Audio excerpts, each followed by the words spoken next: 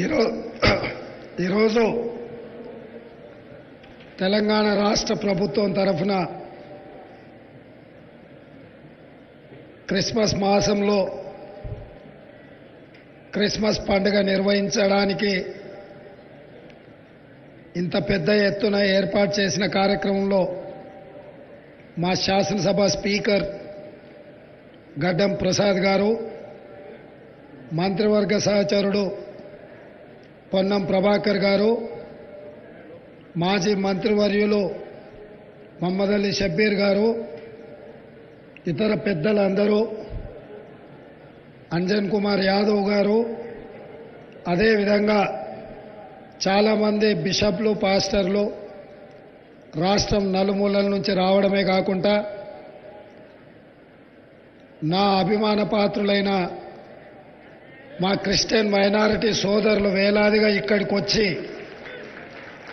ఈ పండగను ఒక ఉత్సాహంతో జరుపుకోవడానికి ప్రభుత్వంతో కలిసి ఈరోజు ఈ శుభ కార్యక్రమాన్ని ఏర్పాటు చేసుకొని జరుపుకుంటున్న అందరికీ కూడా క్రిస్మస్ శుభాకాంక్షలు. మిత్రులారా,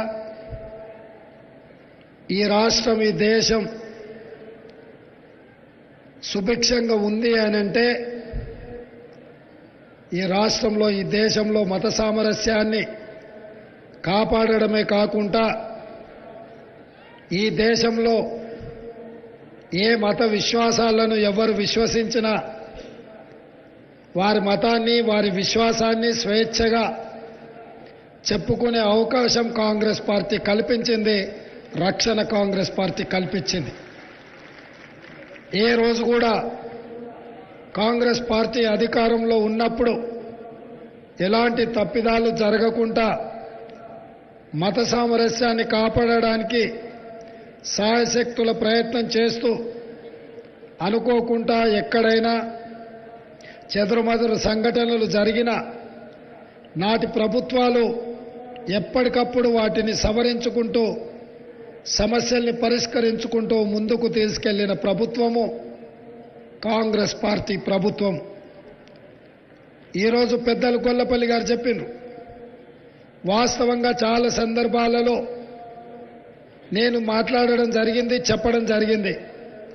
డిసెంబర్ నెల మిరకల్ మంత్, తప్పకుండా మిరకల్ జరగబోతుంది. మా క్రిస్టియన్, ముస్లిం మైనారిటీ సోదరుల మీద నాకు సంపూర్ణమైన విశ్వాసం ఉంది. ఆ మిరకల్ మంత్లో వాళ్ళ శ్రమ, వాళ్ళ త్యాగం ఉంటుంది అని చెప్పిన ఈరోజు నేను చెప్పిన మాట వాస్తవం. ప్రపంచానికే డిసెంబర్ నెల మిరకల్ మంత్. ఎందుకంటే యేసు ప్రభువు జన్మించి తనను నమ్ముకున్న మానవాళిని పాపాల నుంచి ప్రక్షాళన చేసి వాళ్ళని స్వర్గంలో సుఖశాంతులతో ఉండే విధంగా తన రక్తాన్ని ధారపోసి పాపులను కాపాడడం జరిగింది. అదేవిధంగా వారి స్ఫూర్తితో వారిచ్చిన సందేశాన్ని గుండెల నిండా నింపుకొని ఈరోజు ఈ రాష్ట్రంలో ఉండే మైనారిటీ సోదరులు ఒక సామాజిక స్పృహతో సమానమైన న్యాయాన్ని అందించే ప్రభుత్వం రావాలి, సెక్యులర్ గవర్నమెంట్ ఉండాలి, సెక్యులర్ గవర్నమెంట్లో సేఫ్గా ఇక్కడి ప్రజలు ఉంటారు అనే విశ్వాసంతో శ్రీమతి సోనియా గాంధీ, మల్లికార్జున్ ఖర్గే గారి నాయకత్వంలో ఉన్న కాంగ్రెస్ పార్టీని మీరు ఆశీర్వదించి ఈరోజు అధికారంలోకి తీసుకురావడం జరిగింది. ఈ జర్నీ ఇది పూర్తి కాలేదు. మొన్న కర్ణాటక రాష్ట్రంలో మీరు అధికారంలోకి తెచ్చిండ్రు. నిన్న హిమాచల్ ప్రదేశ్లో కాంగ్రెస్ను అధికారంలోకి తెచ్చిండ్రు. నేడు ఈనాడు తెలంగాణలో కాంగ్రెస్ పార్టీని అధికారంలోకి తీసుకొచ్చి ఒక సెక్యులర్ ప్రభుత్వాన్ని ఏర్పాటు చేసిండ్రు. కానీ ఇంతకంటే పెద్ద గురుతరమైన బాధ్యత ఈ దేశ పౌరుల మీద ఉన్నది. 140 కోట్ల ప్రజలు సుఖశాంతులతో మత సామరస్యాన్ని కాపాడుకుంటూ ఈ దేశం పరిఢవిల్లాలి, ఈ దేశం అభివృద్ధి పదం వైపు దూసుకు వెళ్ళాలి అనంటే రాబోయే రోజుల్లో జరగబోయే లోక్సభ ఎన్నికలలో ఎర్రకోట మీద మువ్వన్నెల జెండా ఎగిరినప్పుడే ఈ దేశానికి రక్షణ ఉంటుంది. ఈ దేశంలో సర్వమత సమ్మేళనం శాంతియుతంగా ముందుకు సాగుతుంది. అందుకే ఈరోజు మా బిషప్లను కానీ మా పాస్టర్లను కానీ మా పెద్దల్ని కానీ ఏ చేతులతో మమ్మల్ని ఆశీర్వదించి ఇంత ఉన్నత స్థాయికి తీసుకొచ్చిండ్రో ఈరోజు దేశ భవిష్యత్తు దేశ రక్షణనే ఈరోజు అనుమానాలకు దావు తీసే పరిస్థితి కనిపిస్తుంది. మొన్నటికి మొన్న మణిపూర్లో జరిగిన కిరాతక చర్యలు మీరు కల్లారా చూసిండ్రు. నెల రోజులైన వైపున ప్రధానమంత్రి గారు కానీ కేంద్ర హోంశాఖ మంత్రి గారు కానీ మణిపూర్లో మండిపోతున్న ప్రజలని కాపాడడానికి ప్రయత్నం చేయలేదు. అక్కడ రాష్ట్ర కేంద్ర ప్రభుత్వాలు ఎలాంటి ప్రజల యొక్క మానాలకు ప్రాణాలకు రక్షణ కల్పించలేదు. ఆ చర్యలకు పాల్పడకపోను ఎన్నికలలో ఓట్లు అడగడానికి ఎన్నికల ప్రచారంలో మునిగి తేలిండ్రు. మణిపూర్లో ఉన్న సామాన్యమైన ప్రజల ప్రాణాల కంటే ఎన్నికలలో రాజకీయ ప్రయోజనాలే వాళ్ళకి కావాలి అని చెప్పి వాళ్ళు మన కళ్ళ ముందు కళ్ళ కట్టినట్టుగా వ్యవహరించారు.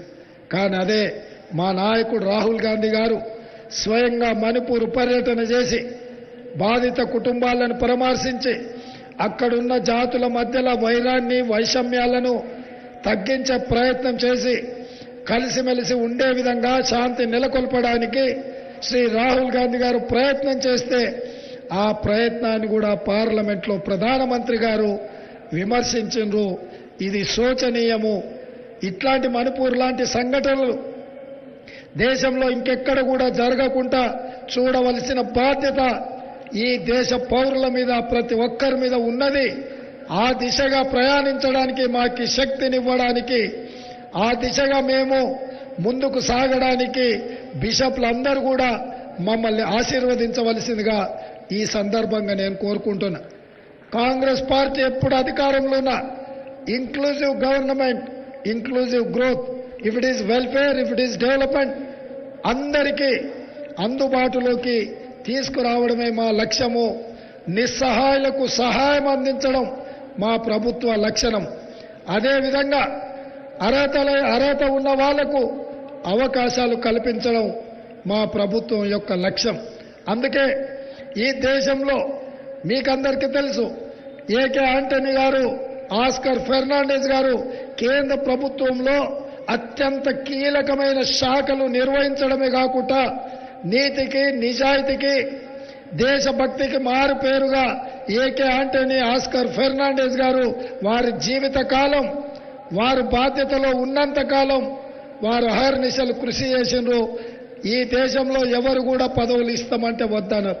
కానీ ఏకే ఆంటనీ గారికి పార్టీ మొత్తం మీకు బాధ్యత ఉంది, ఢిల్లీలో ఉండండి, మీకు రాజ్యసభ ఇస్తాం, అన్ని అవకాశాలు కల్పిస్తామంటే కూడా యువతకు మనము అవకాశాలు ఇవ్వాలి, వాళ్ళకి ఇవ్వండి.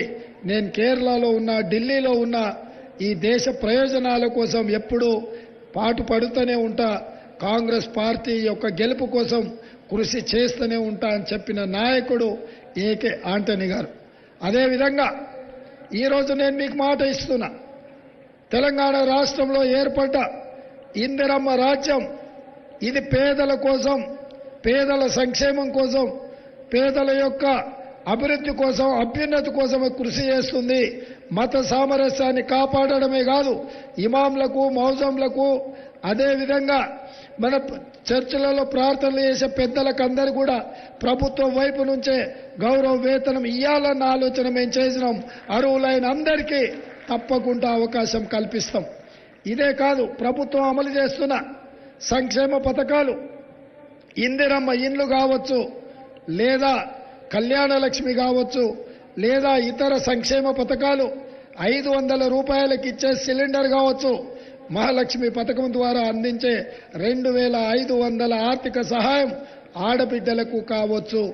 ఈ రకంగా ఏ సంక్షేమ పథకం తీసుకున్నా క్రిస్టియన్ మైనారిటీ సోదరులకు చివరన ఉన్న ఎక్కడనో మారుమూల పల్లెలో ఉన్న వాళ్ళకు కూడా ఈ సంక్షేమ పథకాన్ని అందించే బాధ్యత మా ప్రభుత్వం తీసుకుంటుంది. సంపూర్ణంగా భద్రంగా విశ్వాసంగా మేము మీకు పరిపాలన అందిస్తాము. మేము పాలకులము కాదు, మేము సేవకులము. మేము యేసుక్రీస్తునే ఆదర్శంగా తీసుకొని వారి త్యాగాలను మననం చేసుకుంటూ మాకిచ్చిన బాధ్యతాయుతంగా నిర్వహిస్తూ సతీష్ గారు చెప్పిండ్రు, రేవంత్ అన్న అంటే మీరు అండగా ఉంటే మేము అండగా ఉంటాము, మేము ఆశీర్వదిస్తామని. ఈరోజు నేను ఇంత వాడిని అయ్యి ఇక్కడికి వచ్చినా అంటే మా మోహన్ గారు ఉన్నారు.